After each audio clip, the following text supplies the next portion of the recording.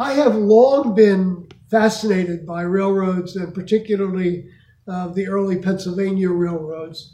And my interest in that was rekindled upon our move to the Philadelphian, the condominium building across from the Museum of Art, because we are blessed with very frequent train whistles.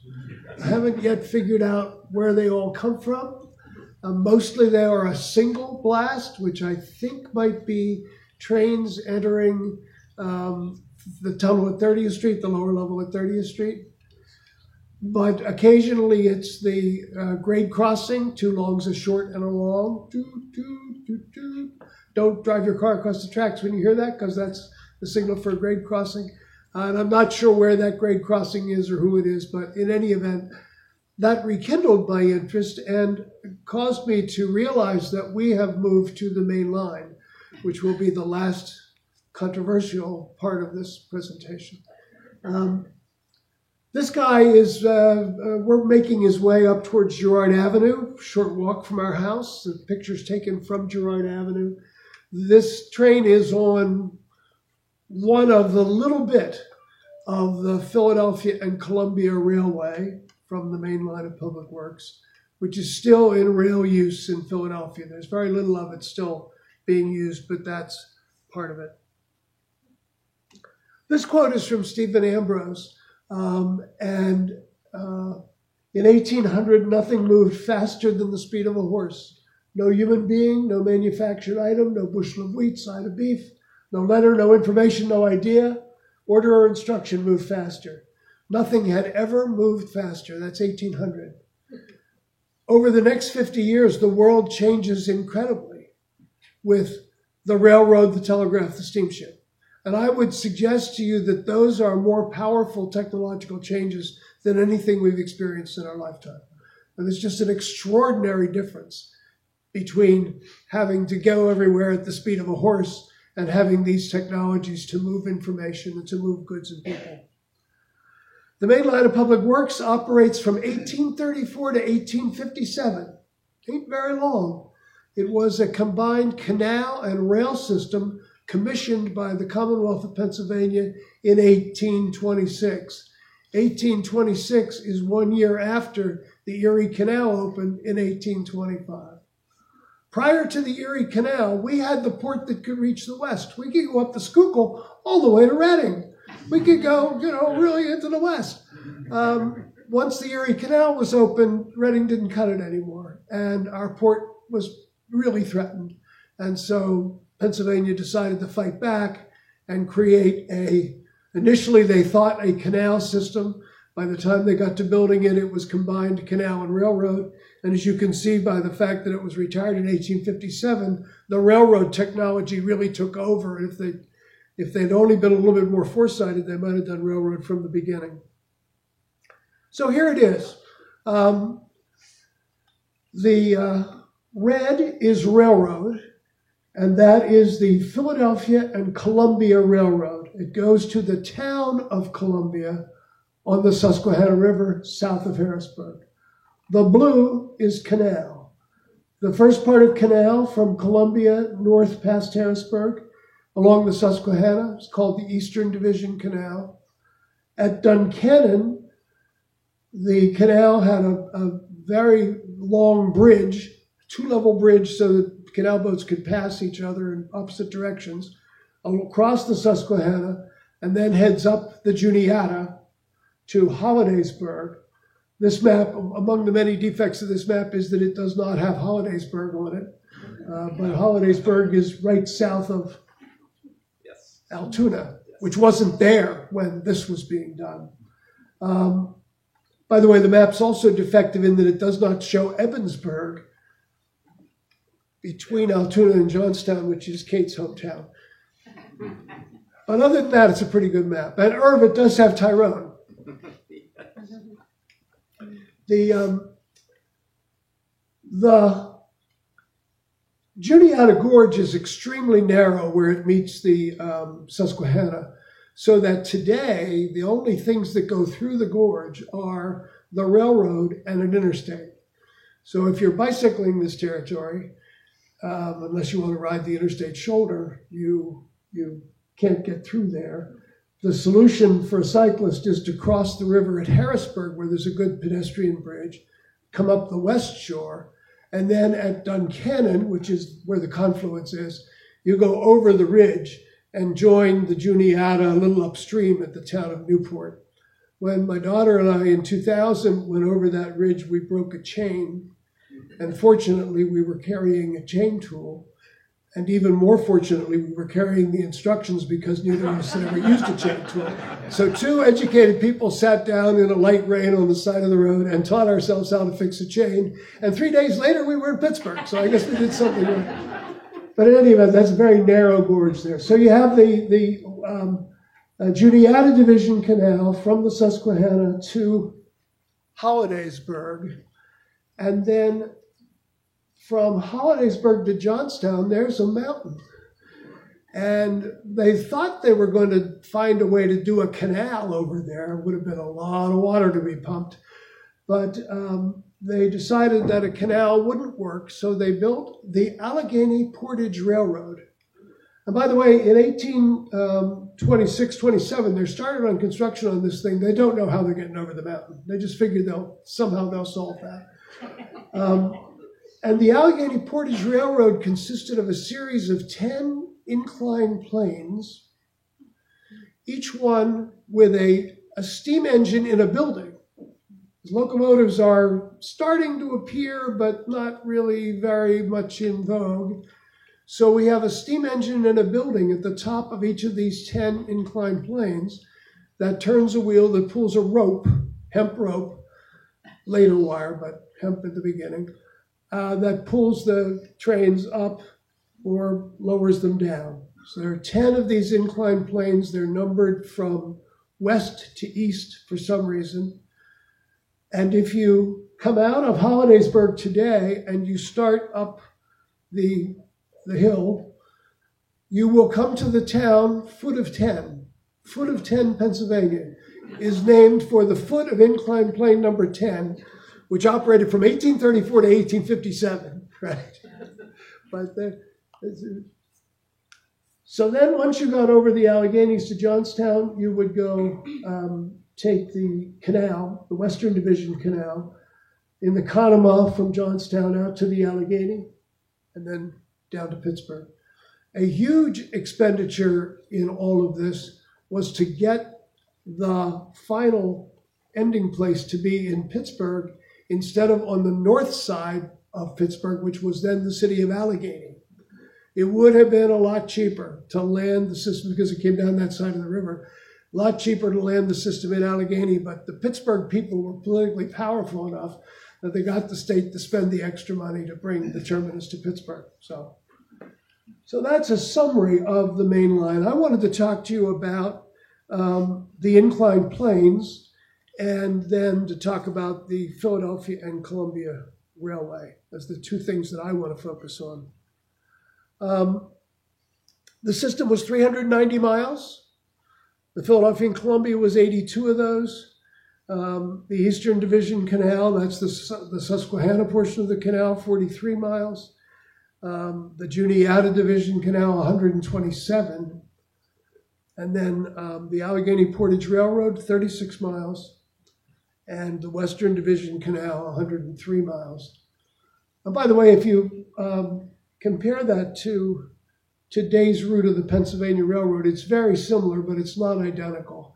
We'll talk about the changes that occurred in the Philadelphia end. And at Lancaster, the railroad now goes north and joins the Susquehanna, still south of Harrisburg, but at Wrightstown, so it doesn't go down south to Columbia, PA. And then at Tyrone, the canal, the mainline canal, followed one stem of the Juniata to Hollidaysburg. When J. Edgar Thompson laid out the Pennsylvania Railroad in the 1850s, he followed a different stem of the Juniata from Tyrone and to the place that he named Altoona. There was no Altoona. It was created as the base camp for the construction of the Pennsylvania Railroad's attack on the Allegheny Summit, which includes the Horseshoe Curve. And then the route, so Altoona up the hill is different, but once you get to Johnstown, you're resuming the route along the Conemaugh, although the railroad takes a more southerly route through Greensburg and Monroeville and into East Liberty and Pittsburgh from that direction. So they didn't need to go up, they didn't need to follow the roundabout of the Allegheny River. But basically, it's the same route. So I wanted to talk about the inclined planes. Remember that there's the Allegheny Portage, but the first one I wanted to talk about is that little green spot there in Philadelphia, which is the Belmont Plateau. And this is an old map. There is a bridge over the Schuylkill River, the Columbia Bridge. There is a bridge there today. It's the third bridge at that location. But then immediately on the west side of the river, you see the inclined plane. So this Belmont Plateau was too steep to get a train up or for horses to haul the wagons up. These were originally horse-drawn at the beginning. Locomotives came very soon, but not initially. So it was horse-drawn wagons.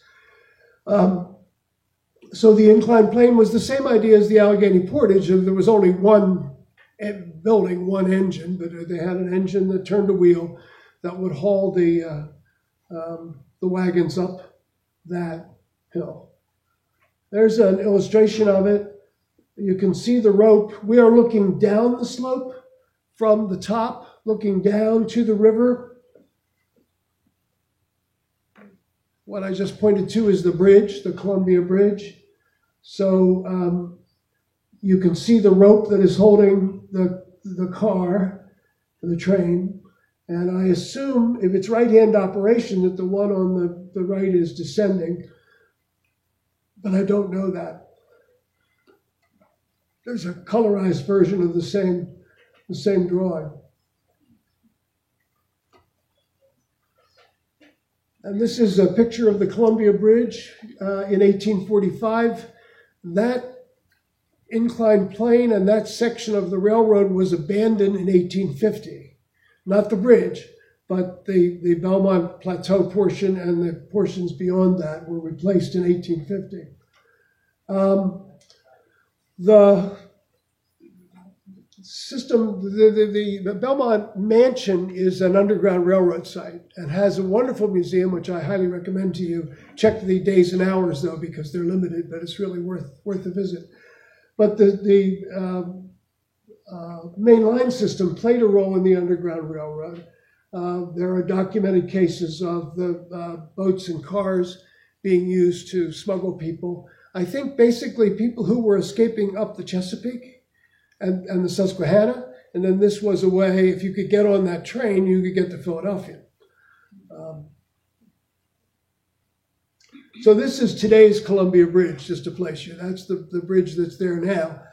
The rail line that serves is the former Reading, which does not go up the hill when it gets across the river. It just uses that bridge location, but then makes a right turn and goes upstream towards Reading. That's another picture of the same bridge, but it's got my alma mater's letter there. So. And there's a Wikipedia article that will tell you that this is a picture of the first bridge. That very article contains a narrative description of the bridge, which says that it was a covered bridge of white pine and 7 spans. Doesn't look like that bridge. You know? And that narrative description is backed up by a number of other sources. So I think this is from the Library Company, and I think this really is the first bridge, carrying the Philadelphia and Columbia Railway over the Schuylkill River. And what happened in 1850, they rerouted. The inclined plane was a pain in the neck. And so they rerouted the trains, they rerouted the whole system, but the Philadelphia part. It had started at 11th and Vine and come across and up Pennsylvania Avenue, and then up where I showed you the train going up to Girard Avenue and into East Fairmount Park and then down and across this bridge and then up the Belmont Plateau. They got rid of all of that in 1850 and started running the trains from 30th and Market, essentially the alignment that we know today for that Pennsylvania Railroad system, what became the Pennsylvania Railroad system. So everything beyond this bridge was abandoned. Actually, it was kept in place for a while. They thought they might need an emergency detour route, but then they decided this was a lot of money to spend to keep this around, so they dropped it. But the Reading Company in 1850 acquired this bridge and all of the infrastructure east of there, and that is all now either in rail use, some of it, by CSX, or it is sitting, part of it's a park, the Viaduct Park on the east side of Broad Street, and that right-of-way continues in what's called the Cut. It's depressed, but it's exposed to the sky, through the center city, up towards the adjacent to the Parkway, behind the Rodin Museum, and then it joins a tunnel that is under Pennsylvania Avenue. And that tunnel from about 20th Street to 23rd Street has no activity in it at all, no legitimate activity. But then there is a portion of it that is occupied by the railroad, the very railroad that we saw, and I'll show you exactly how that works later. Just to complete our Columbia Bridge, this is the second Columbia Bridge, and you can see the Reading just comes across the water there and then makes that right turn and heads upstream along the Schuylkill to Reading. So 3 bridges, the first one, the wooden one, and then today the concrete and this one in between. Go back to our overall map. So the Allegheny Portage Railroad, Hollidaysburg to Johnstown, they're hauling canal boats. And they would float the canal boats onto rail cars at the canal basin at each end and hitch them up in trains to these stationary engines, haul them up the steep parts. Then there were level sections, relatively level sections, where originally horses and later, very soon, locomotives would pull the train to the next incline and then put it on another stationary engine and up and over, 5 on each side. I haven't heard anybody talk about them leaking. But it wouldn't leak in this configuration, but when they were in the water, it's interesting to me because they look like they're sectional. I don't know how they did that, but somehow they did it. I mean, they did it for 20 years. And there were a lot of complaints, but I don't remember people. Somehow the technology managed to work. That's from the Lower Merion Historical Society. This is another example. I don't know which of the inclined planes this is, but you can see it's quite steep there. And this photo comes from a site called Funicular, but I don't believe that these were funiculars. And by a funicular, I mean the kinds of inclines that you have in Pittsburgh, the 2 in Pittsburgh, the one in Johnstown, the one at Horseshoe Curve, where the 2 cars are on a single cable and they move in tandem. These were independent. Now, they did try to balance the load. It was obviously easier on the engine if you could have weight going in both directions, but they didn't need to, and they didn't have to exactly balance the weight the way a funicular sort of does. They were really just independent operating machines. So Dickens came in 1842, and he traveled this system from Harrisburg to Pittsburgh. So he traveled the canal on the Susquehanna and the Juniata, and then the Allegheny Portage Railroad, and then the Western Division Canal.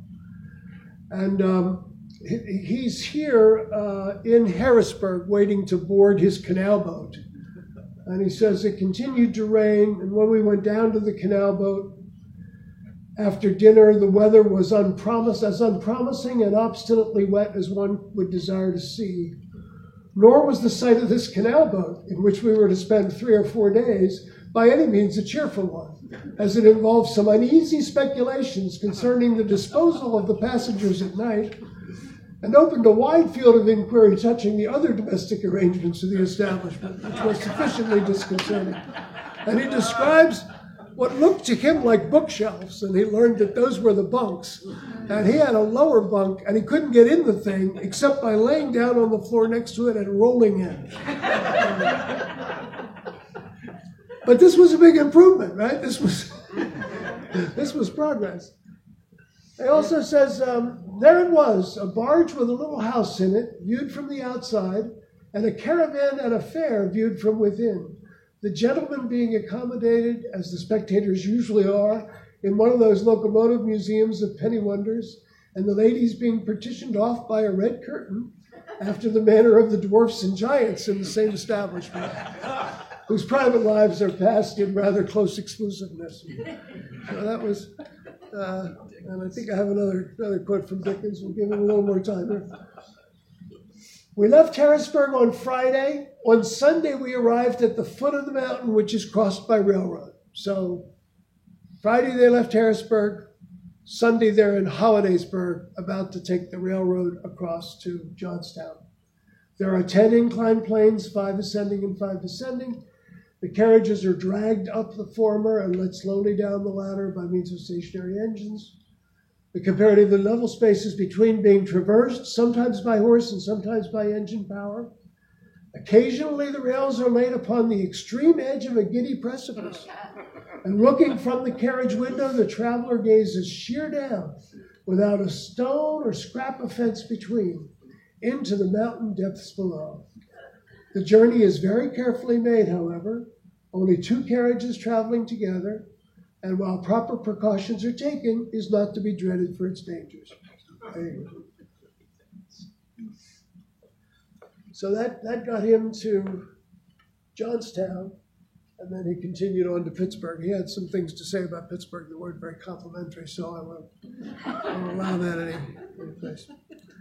But let me turn finally to the Philadelphia and Columbia Railway, which is where I now live since we moved.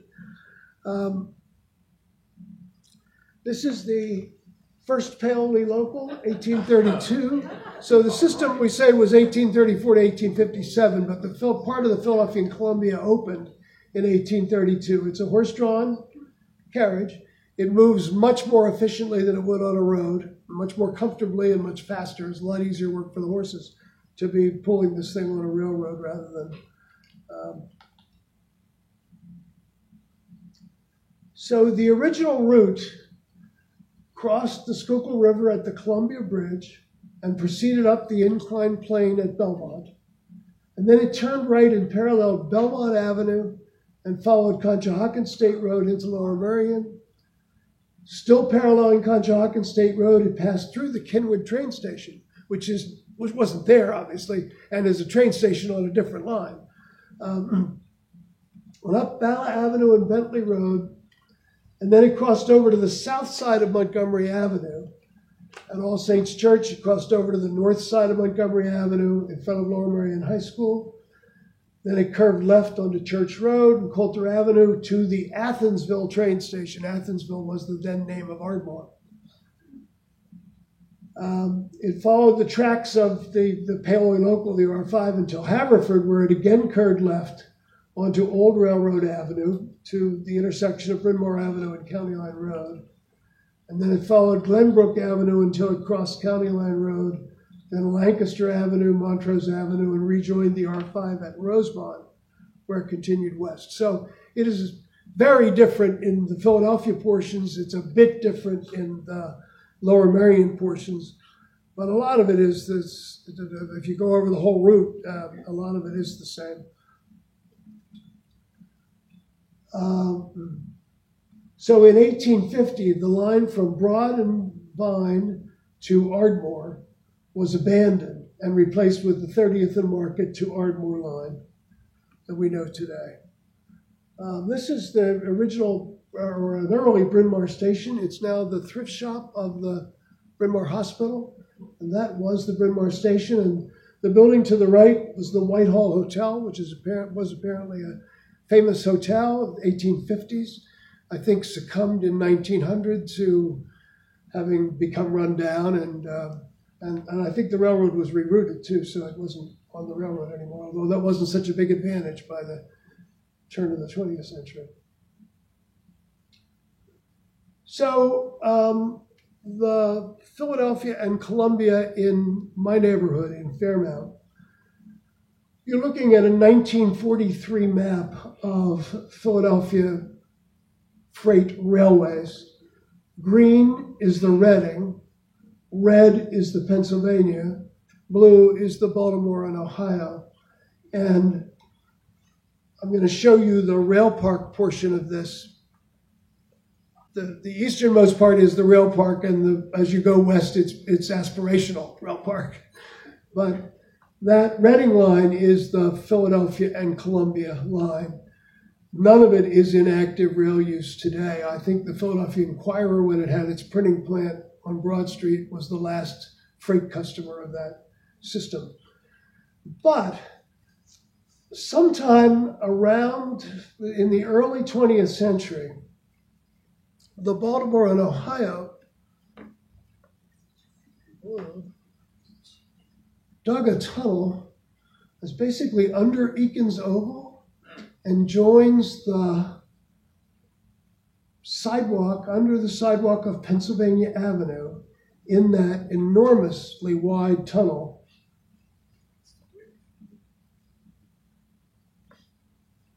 That runs under Pennsylvania Avenue from about Spring Garden Street. At about 27th Street, the tunnel ends. The railroad, it's only a single track now in the right-of-way that's wider than this room.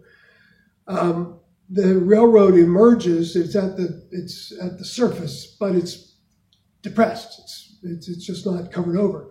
And that's where our train was that we started out with today. That train had been going along the Schuylkill River. It went into that tunnel and came up under Eakins Oval and over to Pennsylvania Avenue and rejoined that little piece of the main line. So and I want to show you what I just pointed to there is the Philadelphia Museum of Art.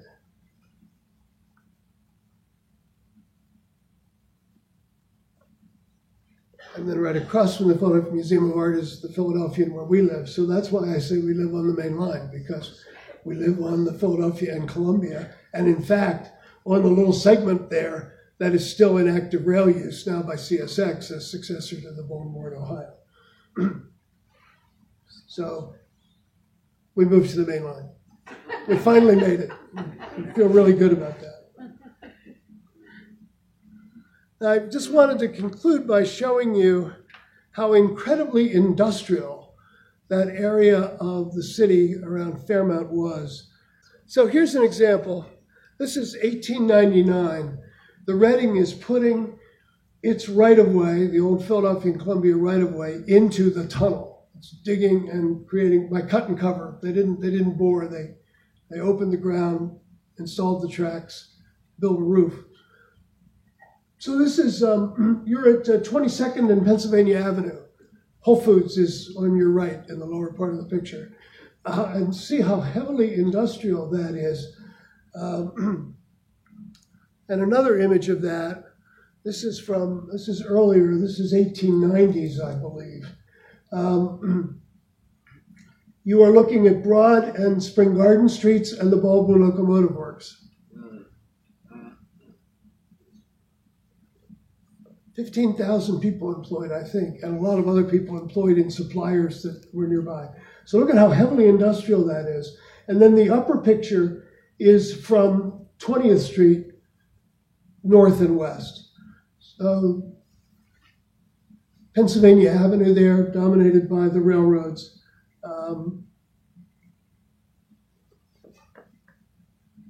you can't see it, but at the upper right-hand corner is Green Street, and about here would be the Philadelphian condo, and the art museum would be over here somewhere. Wasn't there yet, but that's where it would be. So we had this incredibly industrial area, which you don't think of that way anymore, although you can see signs of it in a few surviving industrial buildings and in a little bit of surviving rail infrastructure and in all the stuff that's new. You know, why are there so many buildings there that are post-World War II? There's a reason, right? And it's because that became that Franklin Town urban renewal area, you know, that's basically recognizing that industry isn't coming back. Baldwin Locomotive is not going to, you know, rejuvenate itself. And so we have to come up with something else. And I think that's all I have for you.